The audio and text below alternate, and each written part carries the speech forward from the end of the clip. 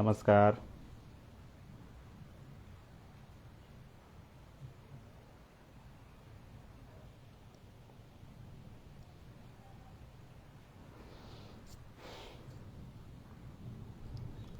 नमस्कार, मैं प्रणब तिवारी किन्नौर अब तक के साहित्य पेज पर उपस्थित होकर सर्वप्रथम माँ शारदे को प्रणाम करता हूँ। श्री राम भगत नेगी जी का विशेष आभार कि उन्होंने मुझे यह शुभ अवसर प्रदान किया। इस पटल से जितने भी श्रोतागण जुड़े हैं या आगे जो भी लोग इस पटल से जुड़ेंगे, उन सभी का स्वागत है, नमन है, अभिनंदन है। मुझे उम्मीद है कि आप सब कार्यक्रम के अंत तक इस पटल पर बने रहेंगे और अपने कमेंट से मेरी हौसला अफजाई करते रहेंगे। धन्यवाद। तो कार्यक्रम की शुरुआत सर्वप्रथम माँ वागेश्वरी की वंदना से करना चाहता हूँ। आप सब भी मानसिक रूप से माँ का स्मरण करें और इस वंदना को सुनें। शब्द निकले जब हृदय से देवी का आशीष हो, भाव अर्थ युक्त उद्गार में लयबद्ध संगीत हो। शब्द निकले जब हृदय से देवी का आशीष हो, भाव अर्थ युक्त उद्गार में लयबद्ध संगीत हो। व्यक्तिगत आक्षेप ना हो पर समाज को सीख हो। चित्त के सागर की तलहटी में मोती परिपूरित सीप हो। जग को अक्षर दान दे सकूं पर ना कहलाऊं दाता। वागीश्वरी करुणा बरसा कर अपना भक्त बना ले माता। वागीश्वरी करुणा बरसा कर अपना भक्त बना ले माता। हुंकार भरूं तो बजे नगाड़ा, राष्ट्रवाद का निर्बाध गीत हो। श्रृंगार पढ़े जब तन मन की भाषा, वृत्ति पर अंकुश गंभीर हो। फीकी उपमा से ना रचूंगा था, सृष्टि का अनुपम प्रतीक हो। ब्रह्मांड में ढूंढूं कण की सत्ता, हर कण ब्रह्मांड में लीन हो। काव्य रसों में गोते लगाऊं, विविध विधा से बने नाता। वागीश्वरी करुणा बरसा कर अपना भक्त बना ले माता। वागीश्वरी करुणा बरसा कर अपना भक्त बना ले माता। शिखर पर धर्म ध्वजा फहराऊं, अनीति पस्त भयभीत हो। नित नित नूतन लक्ष्य भेदूं, लेखनी अचूक तीर हो। विवेचना के दृढ़ प्रतिमान गढ़ूं, कुतर्कों का मुख मलिन हो। दरबारों के राग न गाऊं, दीप आत्म प्रदीप हो। निर्भीक रेत पर चिन्ह उकेरूं, लहरों से बचाना है त्राता। वागीश्वरी करुणा बरसा कर अपना भक्त बना ले माता। वागीश्वरी करुणा बरसा कर अपना भक्त बना ले माता। अपना भक्त बना ले माता। अपना भक्त बना ले माता। आप सबों के कमेंट मुझे प्राप्त हो रहे हैं, बहुत बहुत धन्यवाद। ऐसे ही आगे भी मेरा हौसला बढ़ाते रहिए। तो वागीश्वरी वंदना के बाद मैं अपने काव्य यात्रा को सर्वप्रथम बचपन से प्रारंभ करना चाहता हूँ। मेरी पहली कविता, जिसका शीर्षक मैंने रखा है बचपन का पिटारा, तो यह कविता मैं आपके साथ साझा कर रहा हूँ। बच्चे हमेशा बड़ों को कुछ सीख देने की क्षमता रखते हैं। जब भी मन उदास हो जाए तो आप एक बार बचपन में झांक कर देखिए, आपको उस समस्या का समाधान वहाँ मिल जाएगा। तो इसी को विषय बनाते हुए मैंने यह कविता लिखी है। शीर्षक रखा है बचपन का पिटारा। वक्त की आंधी में बहुत कुछ उड़ा है, फिर भी बचपन वहीं पर खड़ा है। वक्त की आंधी में बहुत कुछ उड़ा है, फिर भी बचपन वहीं पर खड़ा है। डूबते मन को मिल जाता किनारा, जब खोलता हूँ बचपन का पिटारा, जब खोलता हूँ बचपन का पिटारा। शरारत में भी दिखे भोलापन, परायों से भी लगे अपनापन। बच्चों की यही तो खासियत होती है। शरारत में भी दिखे भोलापन, परायों से भी लगे अपनापन। गिरकर उठने की अद्भुत कला, रोते को हंसना सिखाता है बचपन। भुलाकर विफलता संभलता दोबारा, जब खोलता हूँ बचपन का पिटारा, जब खोलता हूँ बचपन का पिटारा। न छोटा कोई न कोई बड़ा है। हम बड़े लोगों के बीच में सबसे बड़ी समस्या यह है कि हम लोग अपना एक स्तर तय कर चुके हैं। अपने स्तर से छोटे लोगों के साथ जल्दी बैठना पसंद नहीं करते हैं। ये छोटापन आर्थिक सामाजिक बहुत स्तर पे हम लोग तय कर चुके होते हैं, परंतु बच्चों के साथ ऐसा नहीं होता है। बच्चों के नज़र में ना कोई छोटा है ना बड़ा है, उनके सारे दोस्त उनके अपने हैं। न छोटा कोई न कोई बड़ा है, नफरत का बीज न मन में पड़ा है। न छोटा कोई न कोई बड़ा है, नफरत का बीज न मन में पड़ा है।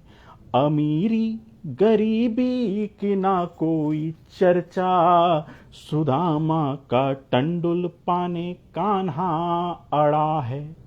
जो भी मेरा वो लगता तुम्हारा, जब खोलता हूँ बचपन का पिटारा, जब खोलता हूँ बचपन का पिटारा।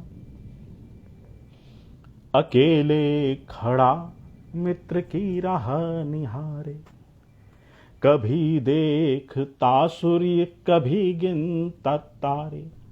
अकेले खड़ा मित्र की राह निहारे, कभी देखता सूर्य कभी गिनता तारे।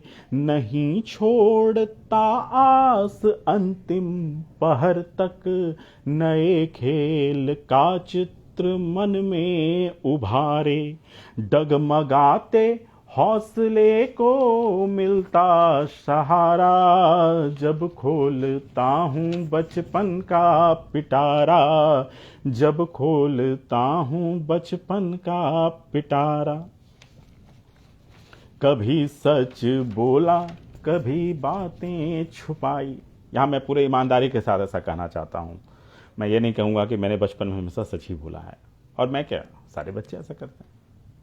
कभी कोई झूठ बोलना पड़ता है घर में परिस्थितिवश, तो उसी को मैंने ये पंक्ति बनाया है। कभी सच बोला कभी बातें छुपाई, कई अवसरों पर हुई जमकर पिटाई।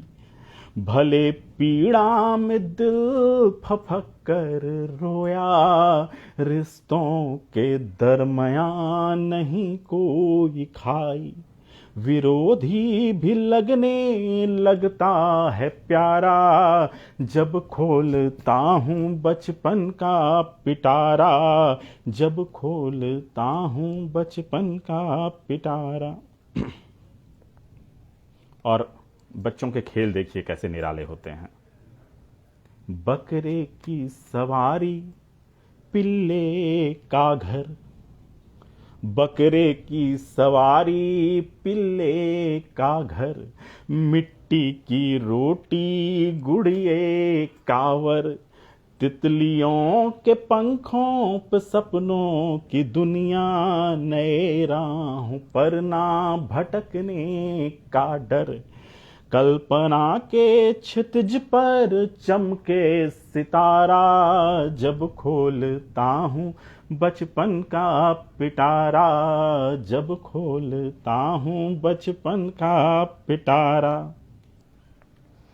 बिन पहिए की गाड़ी, बिन जूते का राजा, बिन पहिए की गाड़ी, बिन जूते का राजा, डब्बे की ढोलक पत्ते का बाजा, जयकारे लगाती प्रजा बावली सी, बटे खूब लड्डू बटे खूब खाजा, हर चुनौती से हंसकर लड़े मन हमारा, जब खोलता हूँ बचपन का पिटारा, जब खोलता हूँ बचपन का पिटारा, जब खोलता हूँ बचपन का पिटारा, जब खोलता हूँ बचपन का पिटारा।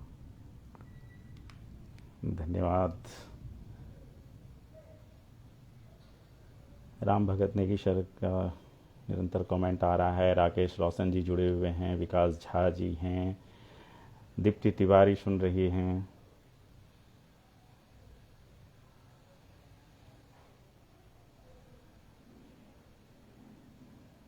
पूजा जी जुड़ी हुई हैं। कुछ नाम मैं नहीं देख पा रहा हूँ, जिनके नाम मैं नहीं देख पा रहा हूँ वो क्षमा करेंगे।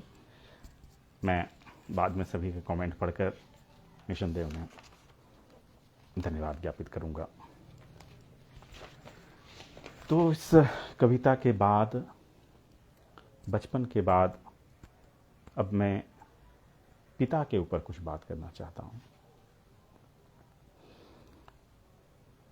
पिता हमेशा एक अनसुलझी पहेली रहते हैं बच्चों के लिए। बचपन में उन्हें लगता है कि हमारे पिताजी कुछ ज़्यादा ही स्ट्रिक्ट हैं, उनके लिए नियम कानून कुछ ज़्यादा ही है, माँ लोगों को प्रिय होती हैं।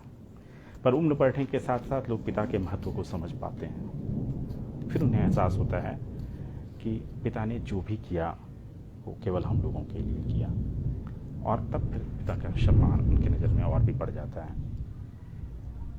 तो इस कविता का शीर्षक है पिता के जज्बात। यह कविता मैंने पिछले साल लिखी थी और एक बहुत ही प्रतिष्ठित प्रकाशन से एक पुस्तक छपी जिसका शीर्षक था ओ पिता। ओ पिता के नाम से एक पुस्तक छपी थी। उसमें देश के बहुत बड़े सम्मानीय रचनाकारों का पिता के केंद्रित रचनाएं उसमें संकलित की गई थी। मेरा सौभाग्य है कि मुझे भी मेरा सौभाग्य है कि उसमें मेरी भी रचना प्रकाशित हुई थी। तो मैं उसी कविता का पाठ आपके सामने करता हूँ। शीर्षक है ओ पिता।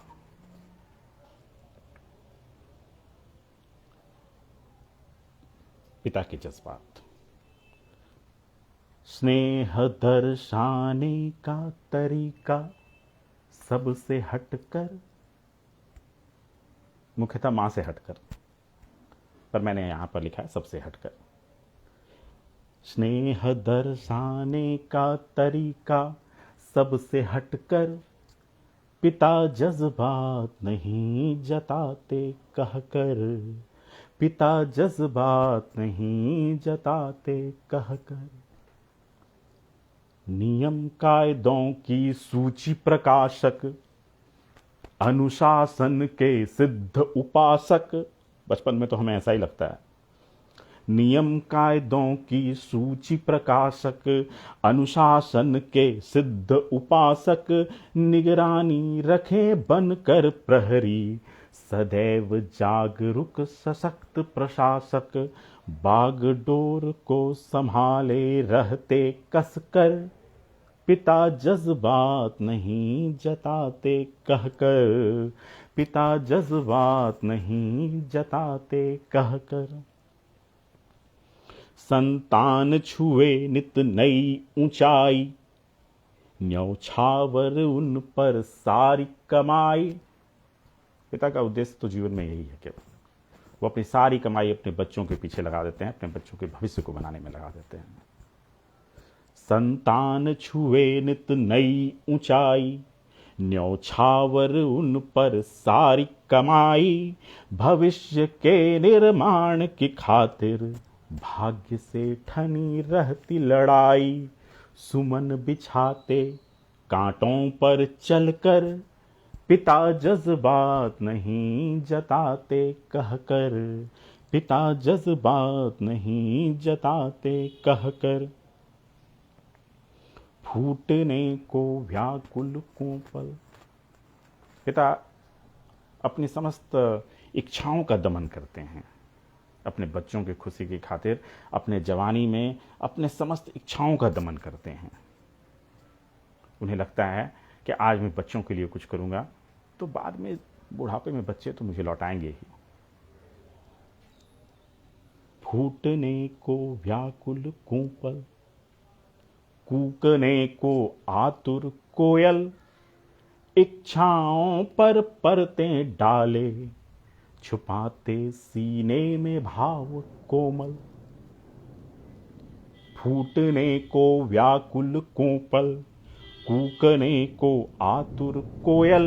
इच्छाओं पर परतें डाले, छुपाते सीने में भाव कोमल। मन ही मन मुस्काते खुद को ठग कर, पिता जज्बात नहीं जताते कहकर। पिता जज्बात नहीं जताते कहकर। और इसके बाद जो मैं पंक्ति लिख रहा हूं, ये बहुत ही भावुक पंक्तियां हैं। हर एक पिता के जीवन में ऐसा दौर आ जाता है। तय करते ही पुत्री का नाता, तय करते ही पुत्री का नाता। याचक बन झुक जाते दाता। वो स्वयं दाता हैं, फिर भी वो याचक बने रहते हैं। तय करते ही पुत्री का नाता, याचक बन झुक जाते दाता। ऊपर ऊपर ऊपर ऊपर उल्लास दिखाते, भीतर ही को कुछ ना भाता। छिपकर सबसे आंसू बहाते जमकर, पिता जज्बात नहीं जताते कहकर। पिता जज्बात नहीं जताते कहकर। सदा ही रहते अबुझ पहेली, सदा ही रहते अबुझ पहेली। भावना घुमड़ती रहती अकेली। सदा ही रहते अबुझ पहेली, भावना घुमड़ती रहती अकेली। शाखाएं चहु दिशा में बढ़ती, जड़ों को थामे रहती हथेली। लहरों से टकराते चट्टान बनकर, पिता जज्बात नहीं जताते कहकर। पिता जज्बात नहीं जताते कहकर। पिता जज्बात नहीं जताते कहकर। पिता जज्बात नहीं जताते कहकर।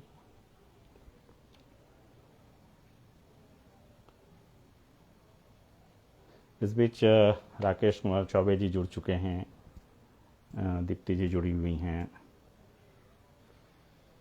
विकास झा जी का निरंतर कमेंट आ रहा है, राम भगत नेगी जी लगातार कमेंट कर रहे हैं। बहुत बहुत धन्यवाद सर। सभी श्रोताओं को मेरा नमन है। संयोग ऐसा है कि चेन्नई में अभी कुछ देर पहले ज़बरदस्त बारिश हुई और बिजली चली गई है, तो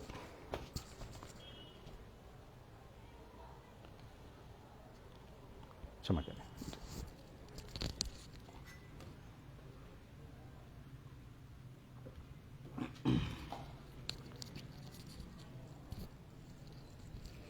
जी, तो अभी मैंने आपको पिता के जज्बात पढ़कर सुनाए। तो पिता अपने जीवन में जो भी करते हैं वो अपने संतान के लिए करते हैं। उनमें से बहुत सारे योग्य संतान भी होते हैं, वो पिता की उम्मीद पर खरे उतरते हैं। परंतु हमारे समाज का दुर्भाग्य है कि सभी पिता को यह सौभाग्य प्राप्त नहीं होता है। कुछ पिता अभागे भी होते हैं, बड़े होने पर उनके संतान का व्यवहार उनके प्रति अच्छा नहीं रहता है। मैं ऐसा नहीं कहता हूँ कि पूरे समाज की स्थिति ऐसी हो चुकी है, समाज में अच्छे लोग ही बहुतायत में हैं, परंतु ऐसा कहा गया है ना कि एक सड़ी मछली भी पूरे तालाब को गंदा कर देती है। तो हमारे समाज के कुछ लोग जो ऐसा सोच रख रहे हैं, उनके कारण आज लोग ऐसा कहने लगे हैं कि बुजुर्गों की स्थिति अच्छी नहीं है। तो मेरा यह कविता मैंने एक बुजुर्ग को ही केंद्रित करके लिखी। आप अगर अपने आसपास में नज़र दौड़ाएंगे तो आपको भी इस तरह की कुछ कहानियां मिल जाएंगी।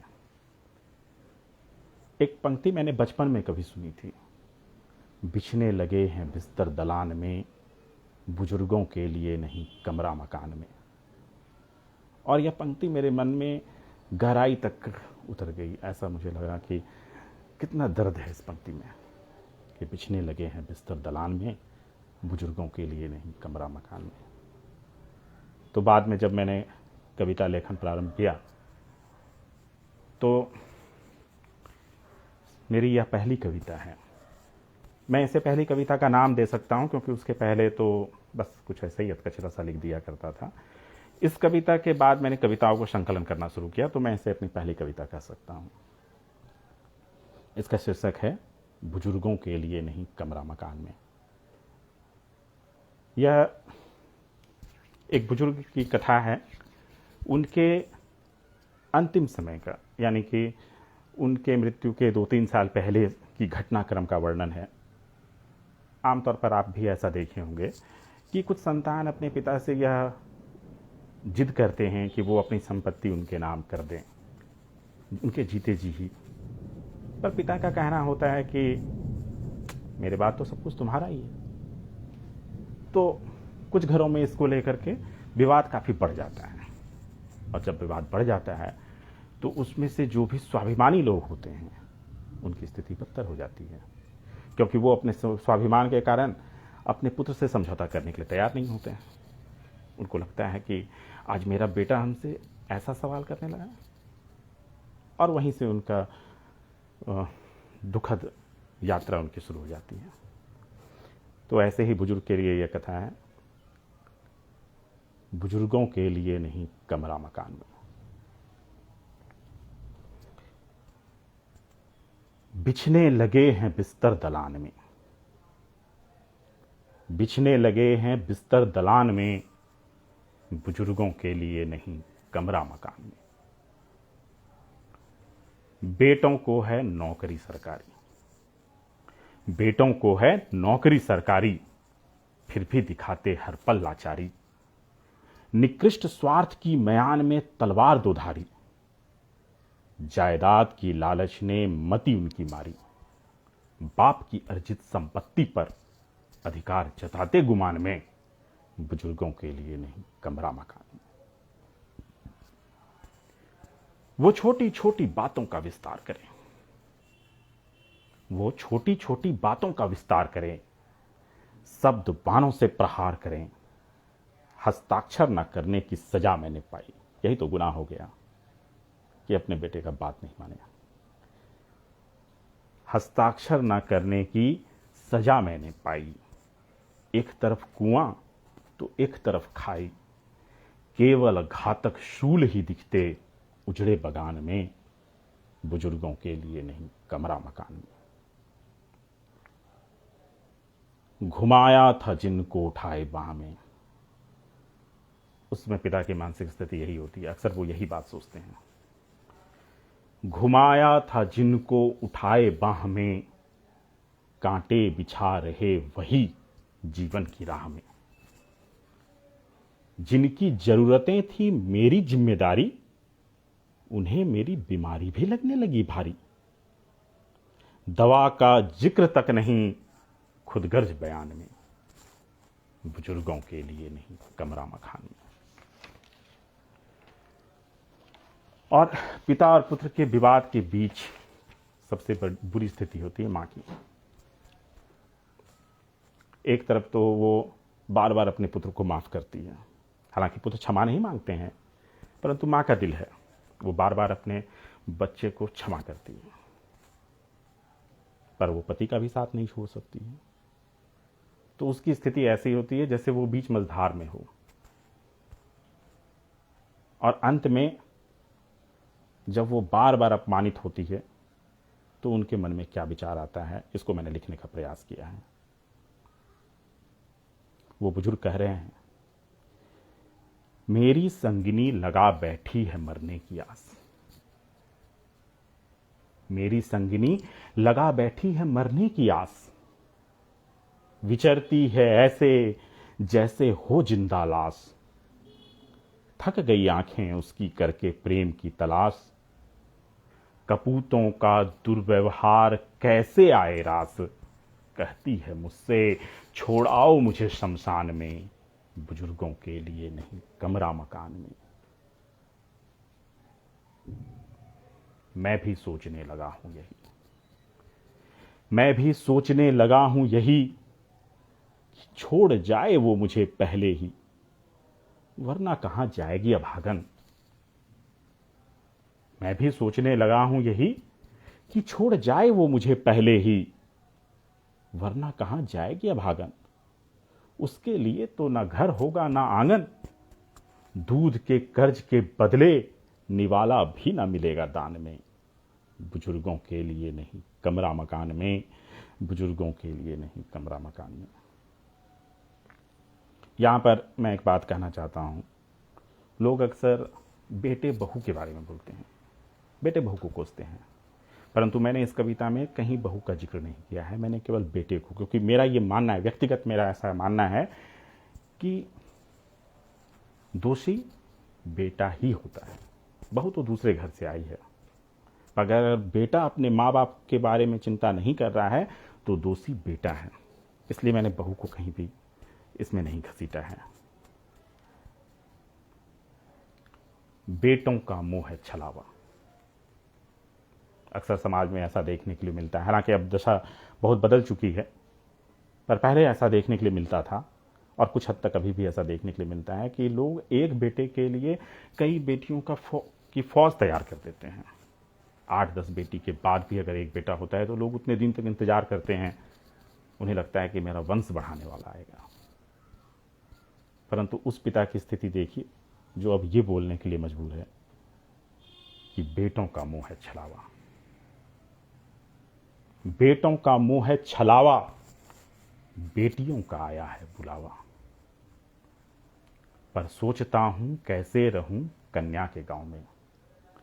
हमारे यहाँ, या हमारे यहाँ क्या बल्कि पूरे देश में ऐसी परंपरा है कि लोग बेटी के यहाँ का अन्न जल तक नहीं ग्रहण करते थे।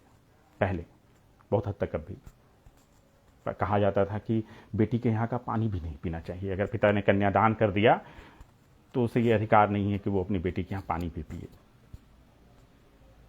तो वहां पर खड़े होकर के आप इस पंक्ति को सुनिए, बेटों का मुंह है छलावा, बेटियों का आया है बुलावा, पर सोचता हूं कैसे रहूं कन्या के गांव में, क्या पलना होगा अब समधी के छांव में, हालात से समझौता करूं या जीऊं स्वाभिमान में, बुजुर्गों के लिए नहीं कमरा मकान में। बाहर का खाना खाकर जिंदा हूं, बाहर का खाना खाकर जिंदा हूं, अपनी ही किस्मत पर शर्मिंदा हूं। जीवन में बाकी थोड़ी कसक है ऐसे, टूटी तलवार की फीकी चमक हो जैसे। वक्त कटेगा कैसे, वक्त कटेगा कैसे, सोचूं ये ध्यान में, मैं घर में हूं या हूं वीरान में, बुजुर्गों के लिए नहीं कमरा मकान में। अर्धांगिनी की हालत बहुत नासार है। घटनाक्रम कुछ और आगे बढ़ा और कुछ दिन के बाद उसी बुजुर्ग ने ये पंक्तियां लिखी, अर्धांगिनी की हालत बहुत नासार है, बचने का ना अब कोई आसार है। अर्ध चेतना में भी ना छोड़ती अपने जमीर को, बुदबुदाती है छू ना सकें वो मेरे मृत शरीर को। आप नफरत की प्रकाष्ठा देखिए, एक माँ जो अंत में विवश हो जाती है, बार बार अपने पुत्र से अपमानित होती है, वो अपने अंत समय में क्या बोलने के लिए विवश हो गई है। आप इसकी प्रकाष्ठा देखिए।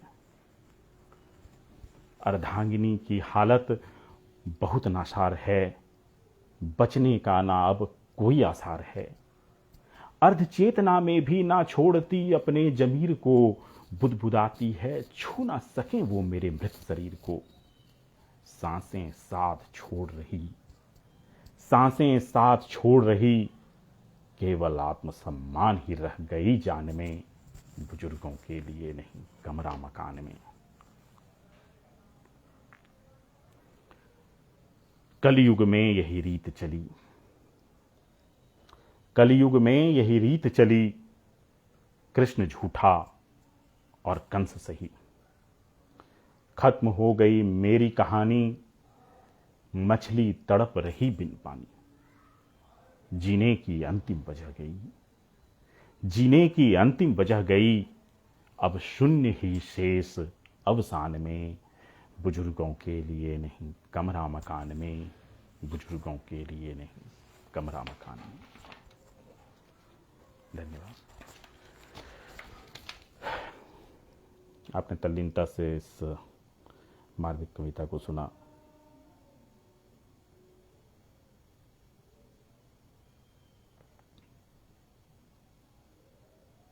बहुत सारे लोगों का कमेंट मुझे प्राप्त हुआ है, धन्यवाद आप सभी का। मैं आधे मिनट के लिए आपसे क्षमा मांगता हूं।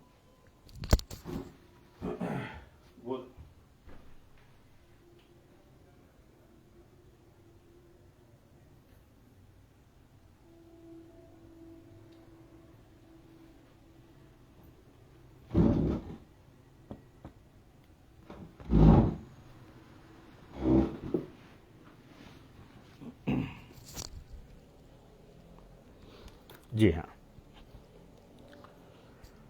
तो इस कविता के बाद मैं अगली कविता जो आपको सुनाना चाहता हूं, उसका शीर्षक मैंने रखा था स्वाभिमान। स्वाभिमान से समझौता करने से बढ़कर कोई पाप नहीं, स्वाभिमान से समझौता करने से बढ़कर कोई पाप नहीं। पर घास की रोटी जो खा जाए हर कोई प्रताप नहीं। स्वाभिमान से समझौता करने से बढ़कर कोई पाप नहीं, पर घास की रोटी जो खा जाए हर कोई प्रताप नहीं। मान गवाए मान सिंह से भरी पड़ी है यह धरती, फेंके टुकड़ों को सौभाग्य समझने में जिनको संताप नहीं। गीदड़ भपकी देने वाले गीदड़ ही साबित होते हैं, गीदड़ भपकी देने वाले गीदड़ ही साबित होते हैं। सपनों में भी काल दिखे तो हाथ जोड़कर रोते हैं। नीति की लंबी डिंग हाँक कर, रण की ज्वाला भड़काकर, युद्ध क्षेत्र में सहमे सहमे सुलह के बीज बोते हैं। और इसका कारण क्या है? अकेले पड़ जाने का डर। अकेले पड़ जाने का डर जब मन में बैठ जाता है, खुले अंबर के नीचे भी कोई द्वार नजर नहीं आता है। किसी चुनौती से घबराकर जो हार ना माने कभी, वही वीर अभिमन्यु सा परम पद को पाता है। अकेले रहना कोई पाप नहीं, अकेले रहना कोई पाप नहीं। ना यह चिंता की है बात, छोटे दीपक से हार माने काली घनी अंधेरी रात। अपना कर्म हो ऐसा कि खुद से मिल सके नजर, अपना कर्म हो ऐसा कि खुद से मिल सके नजर। भले दुनिया की नजरों में यह कहलाए शय अमात। सिद्धांत दिखे जब खतरे में, सिद्धांत दिखे जब खतरे में, तो कहें वही जो लगे उचित। तर्क की सार्थकता से धर्म नीति हो जाए पुलकित। भीड़ तंत्र का हिस्सा बनकर तो कायर भी चल लेते हैं, सत्य की राह पर चलने वाले संघर्षों से ना होते विचलित। धर्म के पालन में तन को पीड़ा, पर मन को मिलता है आराम। धर्म के पालन में तन को पीड़ा, पर मन को मिलता है आराम। जो राज छोड़कर वन वन भटके, वही कहलाए पुरुषोत्तम राम। मर्यादा है जिनकी पूंजी, मर्यादा ही जिनका अभिमान। सूर्य चंद्र, मर्यादा है जिनकी पूंजी, मर्यादा ही जिनका अभिमान। सूर्य चंद्र से भी ज्यादा उज्जवल अलौकिक उनका नाम। इस बीच में दीपान्विता ब्रजेश मिश्र जुड़ चुकी हैं, नरेश शर्मा जी जुड़े हुए हैं, राजेंद्र कुमार मिश्रा जी जुड़े हुए हैं। प्रणाम।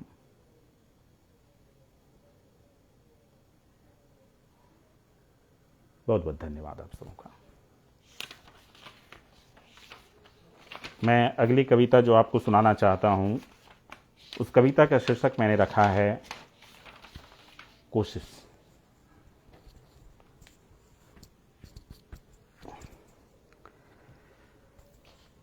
कातिल फरमान पढ़ा जा रहा है। आज के दौर में ऐसा ही हो रहा है। लोग एक दूसरे से केवल नफरत कर रहे हैं।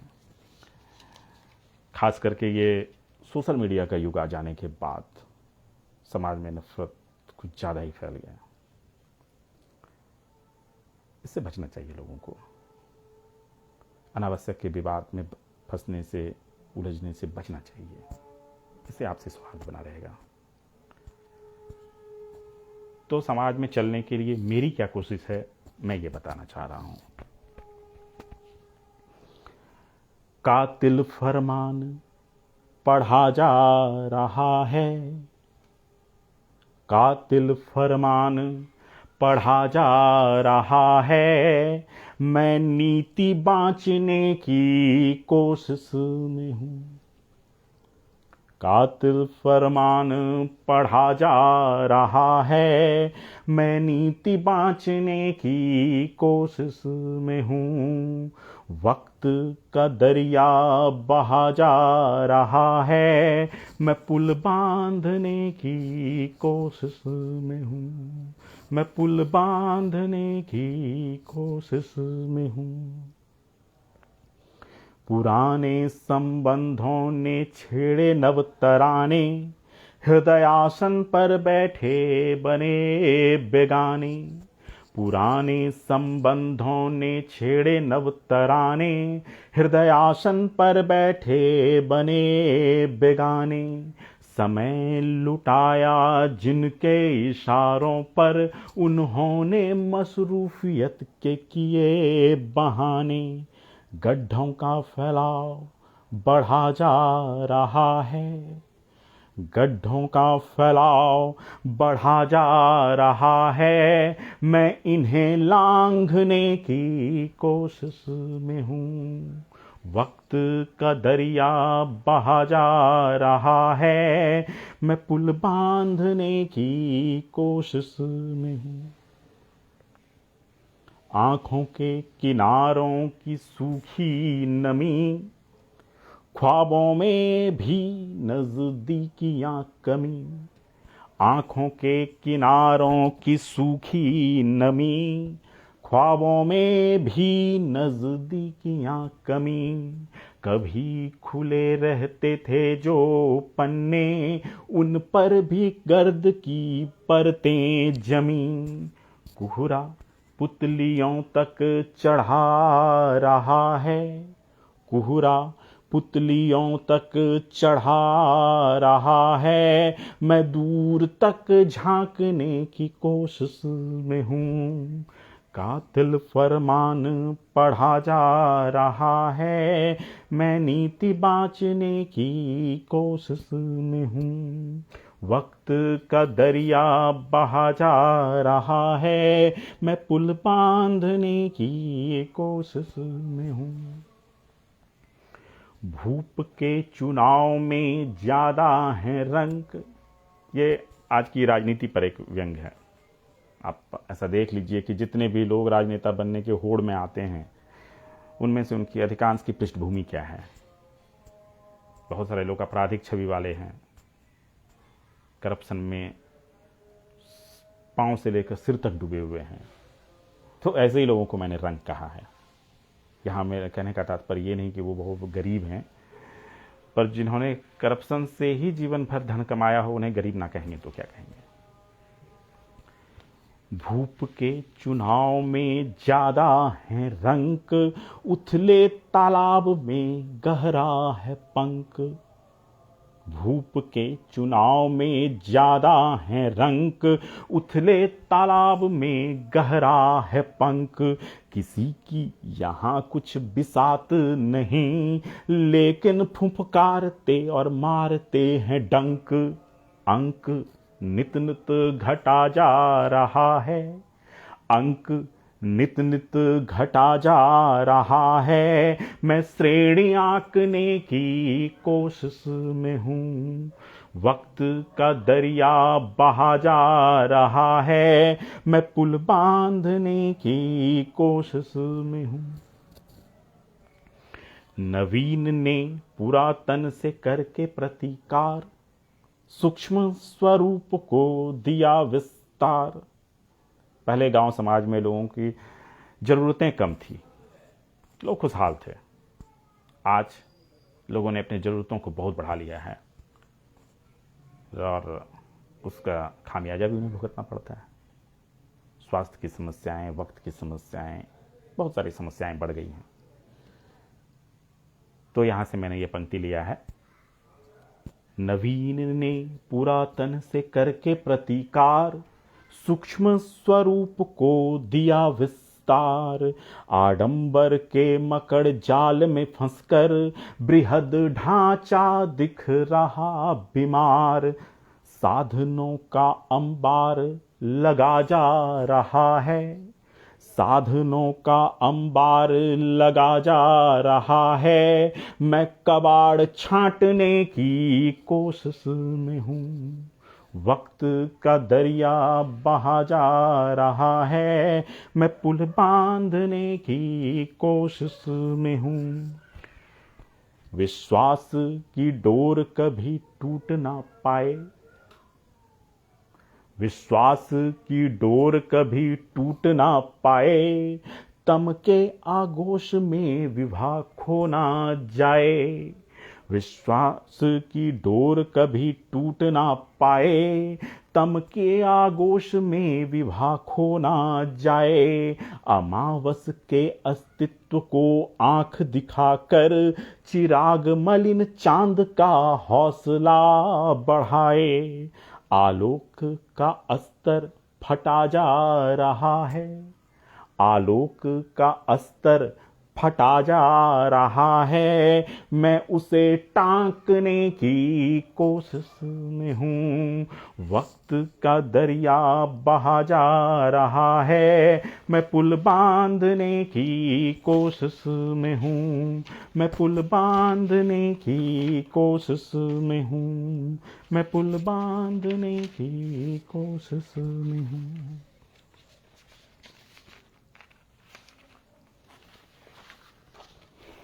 करीब 42 मिनट का समय बीत चुका है, तो मैं एक अंतिम रचना सुनाकर आप लोगों से विदा लेना चाहूँगा। आप सब मेरे साथ जुड़े रहे, आप लोगों का बहुत बहुत आभार। ऐसे ही अंतिम रचना तक मेरे साथ जुड़े रहें और जितना हो सके इसे शेयर करें। यह रचना मैंने भगवान राम के ऊपर लिखी है। आज लोग राम के बारे में बहुत सारी बातें करते हैं, राम का गुणगान करते हैं, परंतु मेरा व्यक्तिगत मानना है कि राम का गुणगान सरल है, परंतु राम के जैसा बन पाना बहुत ही कठिन है, या यूं कहें तो असंभव है। उनके गुणों में कुछ गुणों का अनुसरण तो किया जा सकता है, परंतु उनके सभी गुणों का अनुसरण कर पाना एक सामान्य इंसान के बस की बात नहीं है। इसीलिए वो मर्यादा पुरुषोत्तम कहलाते हैं। तो मैंने कुछ रामायण के कुछ प्रसंगों को लिया है और उसे आधुनिकता के साथ जोड़ करके यह दिखाने का प्रयास किया है कि राम का गुणगान सरल है, पर राम बन पाना कठिन है। तो कविता का शीर्षक ही है, कठिन है बनना राम। इस बीच में यूके त्रिपाठी जी जुड़े हैं, लगातार उनके कमेंट मुझे प्राप्त हो रहे हैं, बहुत बहुत धन्यवाद सर। राम भगत नेगी जी को भी कविताएं पसंद आ रही है। विकास झा जी लगातार तारीफ कर रहे हैं। दीपान्विता ब्रजेश मिश्रा का कमेंट आ रहा है। राकेश रोशन, नरेश शर्मा जी जुड़े हुए हैं।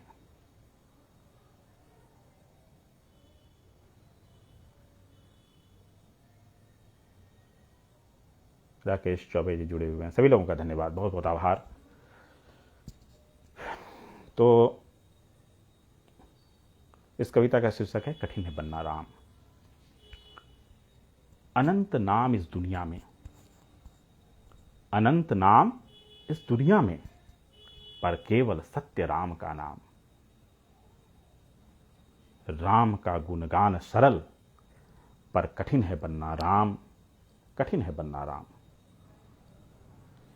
शक्ति के मद में सब मदांत, इसे मैंने पुष्प वाटिका प्रसंग से उठाया है। आप सब जानते होंगे कि भगवान राम को माता सीता से पहली मुलाकात जनक जी के पुष्प वाटिका में हुई थी, और तुलसीदास जी ने भी इस चीज़ का वर्णन किया है कि लगभग दोनों एक दूसरे से प्रेम के वशीभूत हो गए थे।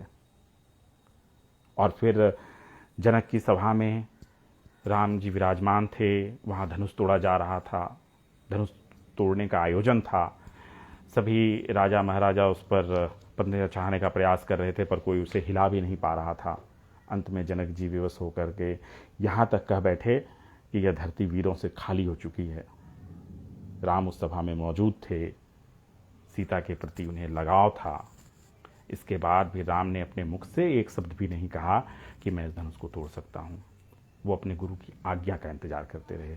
इसलिए मैं कहता हूँ कि राम का गुणगान सरल है, राम के जैसा बन पाना कठिन है। तो यहीं से मैंने यह पंक्ति उठाई है, शक्ति के मद में सब मदांत, जैसे कच्ची मिट्टी के हों बांध। मन तरंगों को जो कर सके स्थिर, गुरु की आज्ञा तक ना हो अधीर। वीर शून्य धरती के आक्षेपों पर, धीर वीर ही लगाए विराम। राम का गुणगान सरल, पर कठिन है बनना राम, कठिन है बनना राम।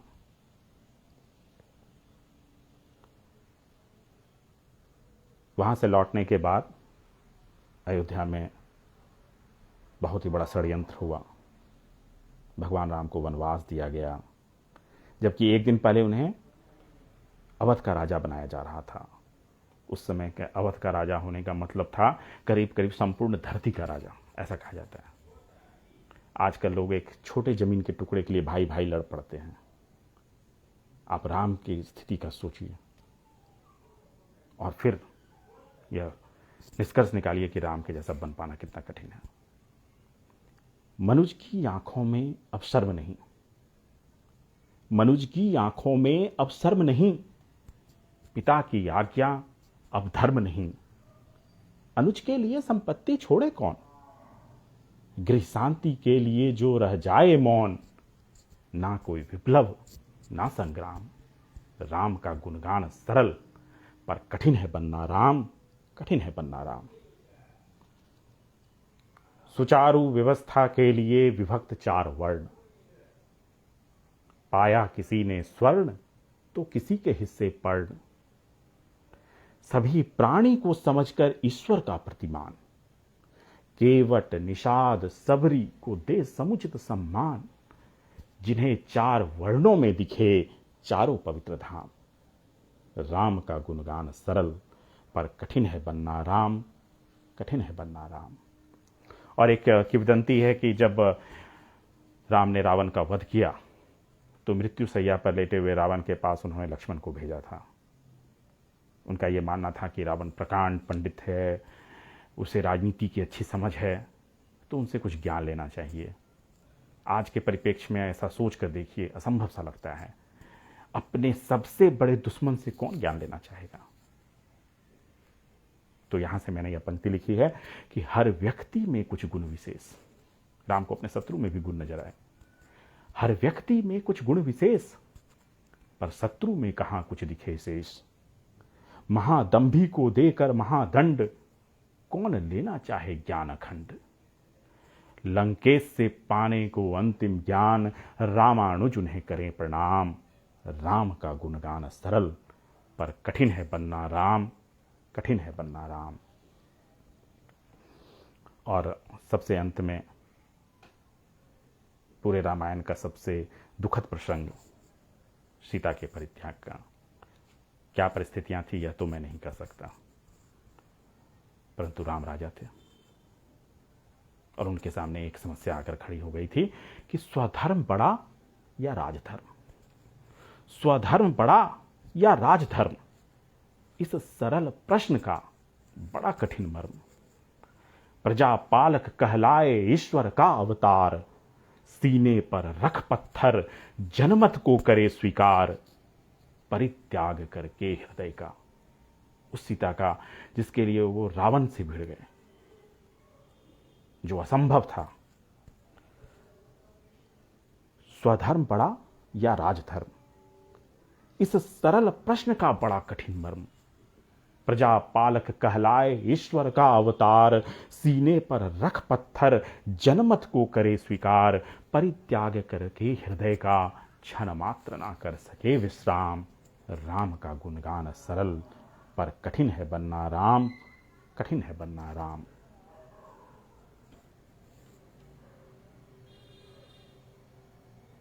अशोक निर्दोष जी जुड़ गए हैं, बहुत बहुत धन्यवाद सर, आप इस मंच से जुड़े।